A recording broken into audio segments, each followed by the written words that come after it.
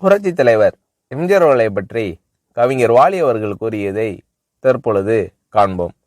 1961ஆம் ஆண்டு மத்தியில் சாரதா ஸ்டுடியோவில் நல்லவன் வாழ்வான் என்ற படத்திற்கு பாடல் உருவாக்கும் பணியில் இசையமைப்பாளர் TR பாப்பா அவர்களுடன் நான் ஈடுபட்டு கொண்டிருந்தேன்.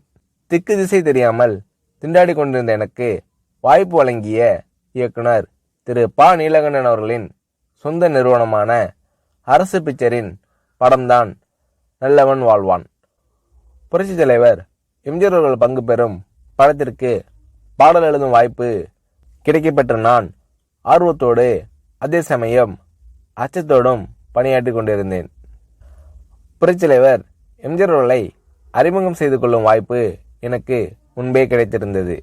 ஆனால் அந்த வாய்ப்பை பயன்படுத்திக் கொள்ள இயலாத வண்ணம் நான் எனது சொந்த ஊரான திருவரங்கத்திலேயே தங்க நேரிட்டது. எனது நாடகமான கவிஞனின் காதலியை நான் திருச்சி சவுந்தரராஜனை கதாநாயகனாக பங்கேற்க வைத்து திருவரங்கத்தில் ஏற்கனவே அரங்கேற்றிருக்கிறேன். அந்த நாடகத்தை சென்னையில் நடத்த நண்பர் திருச்சி சவுந்தரராஜன் அவர்கள் பெரிதும் ஆர்வமாக இருந்தார். அவ்வாறே நடத்தியும் காட்டினார். அந்த நாடகத்திற்கு தலைமை தாங்கி சிறப்பித்தார் புரட்சி தலைவர் எம்ஜிஆர் அவர்கள். ஓரிரு காட்சிகளுக்கு மட்டும் இருந்துவிட்டு போக வேண்டிய அவசர சூழ்நிலையில் வந்த புரட்சி தலைவர் எம்ஜிஆர் அவர்கள் நாடக உரையாடல்களால் பெரிதும் ஈர்க்கப்பெற்று முழு நாடகத்தையும் கண்டு களித்தார்கள். அப்போதுதான் அந்த நாடகத்தின் உரையாடல்களை பாரதிதாசனின் தமிழுக்கு இணையாக எழுதியுள்ள நாடக ஆசிரியர் வாலியை வாழ்த்துகிறேன் என வியந்து பாராட்டி புரட்சி தலைவர் எம்ஜிஆர் அவர்கள் என்னை காண விரும்பியதாகவும் நான் திருவரங்கத்தில் இருப்பதை தெரிந்து கொண்டார் என்றும் நண்பர் திருச்சி சவுந்தரராஜன் என்னை திருவரங்கத்தில் சந்தித்த போது சொன்னார்.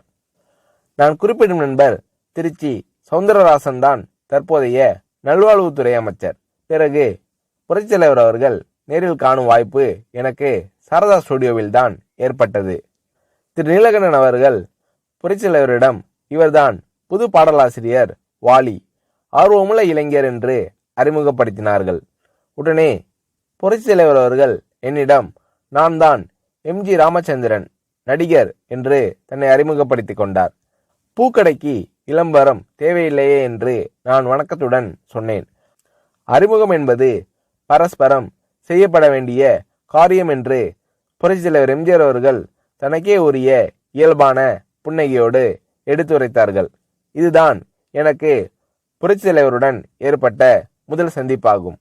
அந்த சந்திப்பு அரும்பி மலர்ந்து இன்று எவ்வளவு செழிப்பாக கனிந்து நிற்கிறது என்பதை தமிழ் கூறும் நல்லுலகம் நன்கறியும்.